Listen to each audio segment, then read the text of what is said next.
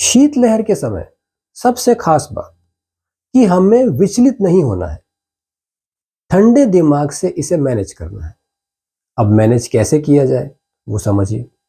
Number एक, कि शीतलहर के समय आप साबुन से जब भी हाथ धोएं तो ऑयलिंग वगैरह करके तुरंत कुछ देर के लिए कॉटन ग्लव्स पहनिए।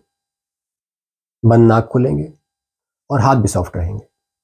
नंबर दो, शीतलहर के मौसम में कोरा पानी बार बार ना पिएं। पानी की पूर्ति के लिए आप फ्रूट खाइए।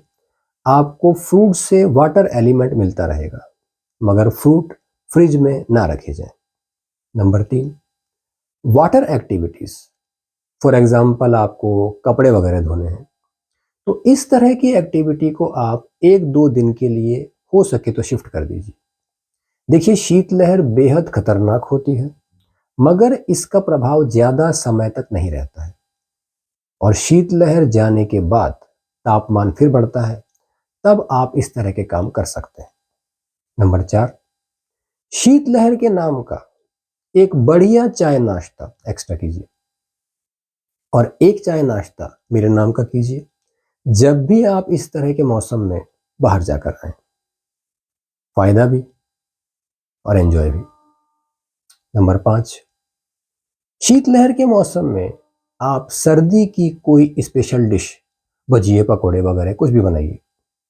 देखिए, जब आप इस तरह के काम को करना शुरू करते हैं तो आपका माइंड डाइवर्ट हो जाता है और शीतलहर का इफेक्ट आप पर उतना नहीं पड़ता और कुछ देर बाद तो आपको खाना ही है। नंबर सिक्स, देखिए, आप शरीर के ऊपर के आधे हिस्से की पूरी केयर करते हैं, मगर जब भी शीतलहर के मौसम में आप बाहर जाएं तो आप इनर लोअर भी पहनिए। आपको कंप्लीटली डबल एयर प्रोटेक्शन मिलेगा। नंबर सात, जब आप टू व्हीलर ड्राइविंग में जाएं या टू व्हीलर पर वैसे जाएं तो आप अपनी बॉडी को कंप्लीटली कवर अप कीजिए। देखिए, टू व्हीलर पर आप जाते हैं तो आप मानिए कि सारे नियम बदल जाते हैं, इसलिए यहां से यहां तक आप अपने मुंह को, कान नाक वगैरह को कंप्लीटली कॉटन स्कार्फ से कवर अप कीजिए। देखिए, मैं वूलन की सलाह नहीं दूंगा क्योंकि उसमें एक लॉस है कि वूलन से आपकी बॉडी एक बार के लिए मतलब गर्म हो जाती है, मगर जब आप उसे उतारते हैं तो सर्दी एकाएक आप पे अटैक करती है। यही कारण है कि चाहे आप हो चाहे आपके बच्चे सर्दी में इतना पहनने ओढ़ने के बाद भी बीमार पड़ते हैं। देखिए, आप उन्हें भी पहनिए मगर एक्सेसिवली ना पहनिए। इसके अलावा आप ड्राइविंग में जब जाएं तो आप ग्लव्स पहनिए और स्पेक्स, चश्मे वो लगाइए। आपकी आंखों को बहुत आराम मिलेगा हर तरह से।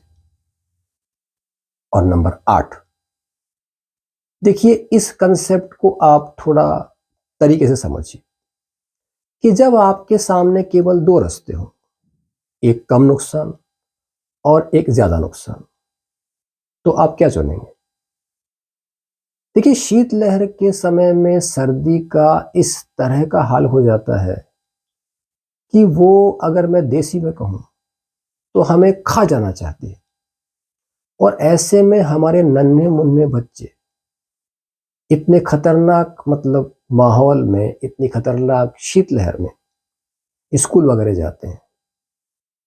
तो देखिए, अगर हो सके तो आप इस तरह के वातावरण में उनकी एक छुट्टी या हद से हद दो छुट्टी आप अगर करवा देते हैं तो मेरे हिसाब से कुछ भी गलत नहीं है। देखिए, कलेक्टर पावर की छुट्टी होती है, प्रिंसिपल पावर की छुट्टी होती है, तो क्या हमें यह हक नहीं है कि हम अपने बच्चों का भला सोच सकें? मगर मेरी इस बात को आलस्य में काउंट ना किया जाए। हद से हद दो छुट्टी आपके बच्चों की सेफ्टी के लिए। अब आप शीतलहर के बारे में कुछ और बात सुनिए। आपका दिमाग हल्का होगा।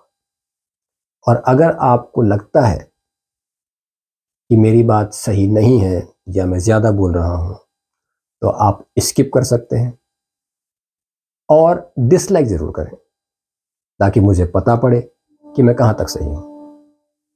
देखिए, सर्दी को आप ये मानिए कि सर्दी एक मेहमान है। साल में 9 महीने 10 महीने गर्मी पड़ती है। सर्दी कुल मिलाकर 2-2.5 महीने पड़ती है, तेज सर्दी।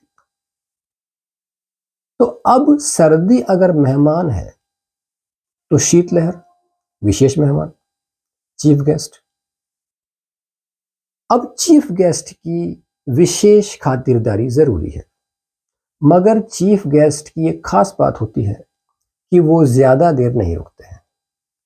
तो जब तक चीफ गेस्ट हमारे यहाँ हैं, उनकी खातिरदारी कीजिए, और जब वो चले जाएं, तब आप अपने डेली के कामकाज कीजिए। इस तरह से आप शीतलहर को आराम से मैनेज कर सकते हैं। Thank you.